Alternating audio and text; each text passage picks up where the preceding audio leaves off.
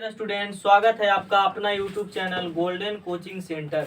आज हम लोग क्लास 10th विज्ञान फिजिक्स का बहुत ही महत्वपूर्ण टॉपिक पढ़ेंगे, जिसका नाम है प्रकाश के परावर्तन तथा उसके नियम। तो देखिए, प्रकाश के परावर्तन तथा उसके नियम को पढ़ने के लिए सबसे पहले हम लोग जानेंगे कि प्रकाश कहते किसको हैं। सबसे पहले क्या जानेंगे कि प्रकाश कहते किसको हैं। तो देखिए, प्रकाश कहते किसको हैं से कि प्रकाश एक प्रकार के ऊर्जा है। प्रकाश एक प्रकार के क्या है? ऊर्जा है। प्रकाश एक प्रकार के ऊर्जा है जिसके उपस्थिति में हम किसी भी वस्तु को क्या करते हैं? देखते हैं। प्रकाश एक प्रकार का क्या है? तो प्रकाश एक प्रकार का ऊर्जा है जिसके उपस्थिति में हम किसी भी वस्तु को क्या करते हैं? तो देखते हैं। तो प्रकाश के तो वही परिभाषा लिखे हैं कि प्रकाश एक प्रकार का ऊर्जा है। प्रकाश एक प्रकार का क्या है? ऊर्जा है जिसके उपस्थिति में हम किसी भी वस्तु को क्या करते हैं? देखते हैं। तो कोई भी वस्तु को अगर हम देख रहे हैं ना, तो प्रकाश के उपस्थिति के कारण ही देख रहे हैं। अगर यहाँ प्रकाश नहीं रहेगा ना, तो हम किसी भी वस्तु को देख नहीं पाएंगे। तो प्रकाश के उपस्थिति में किसी भी वस्तु को देखते हैं। याद रखिएगा, प्रकाश के उपस्थिति में हम किसी भी वस्तु को क्या करते हैं? और देखते हैं। और प्रकाश एक प्रकार के क्या है? तो प्रकाश एक प्रकार का क्या है? ऊर्जा है। अब देखिए, प्रकाश के परावर्तन। प्रकाश के परावर्तन पढ़ने से पहले हम लोग जानेंगे कि परावर्तन के मतलब कुछ ही होता है। परावर्तन के मतलब होता है लौटना।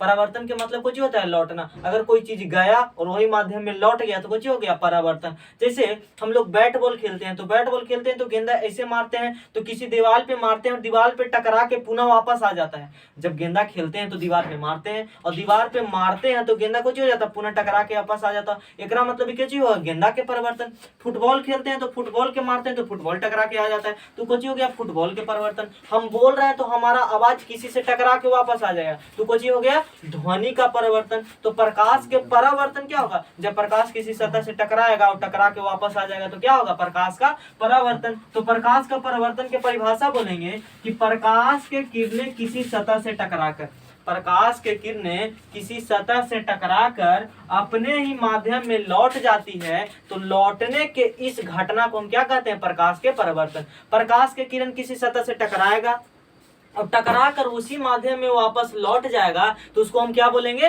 प्रकाश के परावर्तन। जैसे देखिए, मान के चलिए कि ये कोई सतह है, किसी भी सतह से प्रकाश लौट सकता है। तो मान लीजिए कि प्रकाश का कोई सतह है, प्रकाश का कोई सतह है और यहाँ से प्रकाश का किरण आया। देखिए, टॉर्च है, यहाँ से प्रकाश के किरण कोई आया, ये टॉर्च है, और यहाँ से प्रकाश के किरण आया और प्रकाश के किरण आएगा तो सतह पे टकराएगा। प्रकाश के किरण आएगा तो किससे टकराएगा? सतह से। और सतह से टकराएगा तो जो सतह है, कैसा सतह है? अपारदर्शी सतह। कैसा है? अपारदर्शी सतह है। कैसा सतह है?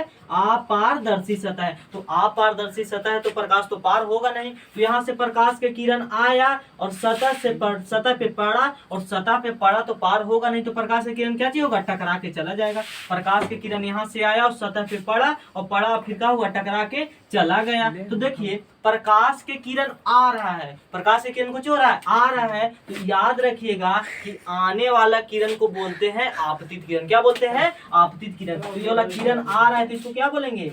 आपतित किरण बोलेंगे। क्या बोलेंगे? आपतित किरण बोलेंगे। और देखिए, तो ये वाला किरण टकरा के जा रहा है, ये वाला किरण आ रहा है, तो आने वाला किरण को आपतित किरण और जाने वाले किरण को क्या बोलेंगे?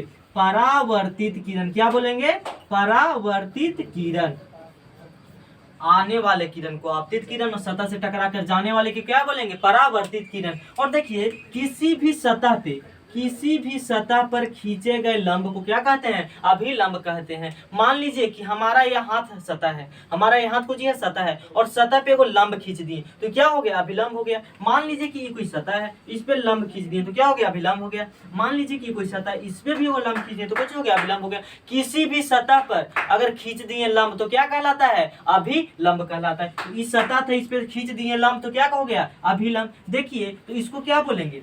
सतह पे खींच दिए लंब तो इसको क्या बोलेंगे? तो इसको क्या बोलते हैं? तो इसको अभिलंब बोलते हैं। क्या बोलते हैं? इसको अभिलंब बोलेंगे। इसको क्या बोलेंगे? अभिलंब बोलेगा। ध्यान से देखिए, तो आपतित किरण भी यहीं आके मिल रहा है, आपतित किरण भी यहीं आके मिल रहा है, परावर्तित किरण भी यहीं आके मिल रहा है और अभिलंब भी यहीं आके मिल रहा है। एकरा मतलब कुछ तो बात है। आपतित किरण भी यहीं मिल रहा है, परावर्तित किरण भी यहीं मिल रहा है और अभिलंब भी यहीं मिल रहा है। एकरा मतलब ये जो मिल रहा है सब एगो बिंदु पर, ये बिंदु को बोलते हैं आपतन बिंदु। क्या बोलते हैं? आपतन बिंदु बोलते हैं। क्या बोलते हैं? आपतन बिंदु बोलते हैं। आपतित किरण जिस बिंदु पे आके मिलता है उसको हम बोलते हैं आपतन बिंदु। देखिए तो ध्यान से अब कि ये वाला आपतित किरण हो गया, ये वाला कौन? आपतित किरण। ये हो गया अभिलंब और एकर बीच में देखिए तो एगो कोण बन रहा है। ये हो गया आपतित किरण, हो गया अभिलंब और एकर बीचवा में एगो कोण बन रहा है। तो कोण कौन बन रहा है? तो याद रखिएगा कि आपतित किरण और अभिलंब, आपतित किरण और अभिलंब के बीच में जो कोण बनता है उसको हम कहते हैं आपतन कोण। आपतित किरण और अभिलंब के बीच में जो कोण बनता है उसको हम कहते हैं आपतन कोण। क्या कहते हैं? आपतन कोण कहते हैं और आपतन कोण को एंगल आई से सूचित किया जाता है। आपतित किरण और अभिलंब के बीच में जो कोण बनता है उसको कहते हैं आपतन कोण। तो यहाँ भी कोण बन रहा है, तो परावर्तित किरण और अभिलंब के बीच में जो कोण बनता है उसको हम बोलते हैं परावर्तन कोण। कौन बोलते हैं? परावर्तन कोण।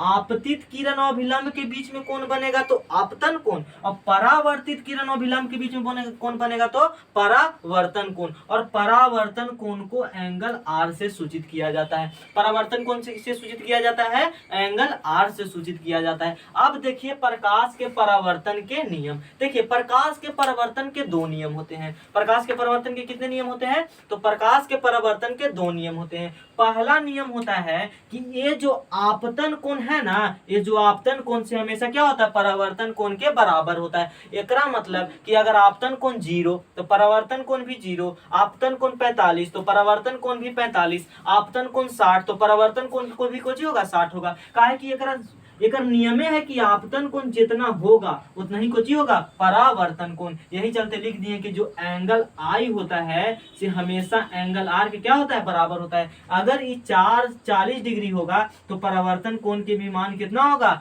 40 डिग्री। काहे कि नियम है कि आपतन कोण परावर्तन कोण के बराबर होता है। और प्रकाश के परावर्तन का दूसरा नियम होता है कि आपतित किरण, परावर्तित किरण तथा आपतन बिंदु पर खींचा गया लंब तीनों को जो होता है एक ही समतल में होता है। ध्यान से देखिए तो ये वाला है आपतित किरण, ये वाला है आपतित किरण और ये वाला है परावर्तित किरण। ये है आपतित किरण, ये है परावर्तित किरण, ये है अभिलंब। देखिए तो तीनों एक ही सतह पे है कि नहीं है? ये है आपतित किरण, ये है परावर्तित किरण और ये है अभिलंब। तीनों देखिए तो एक ही सतह पे है कि नहीं है? तो वही दूसरा नियम है कि आपतित किरण, परावर्तित किरण, आपतित किरण, परावर्तित किरण तथा खींचा गया अभिलंब तीनों को जी होता है एक ही समतल में होता है। धन्यवाद। अगर वीडियो अच्छा लगे तो कमेंट कर जरूर बताएं।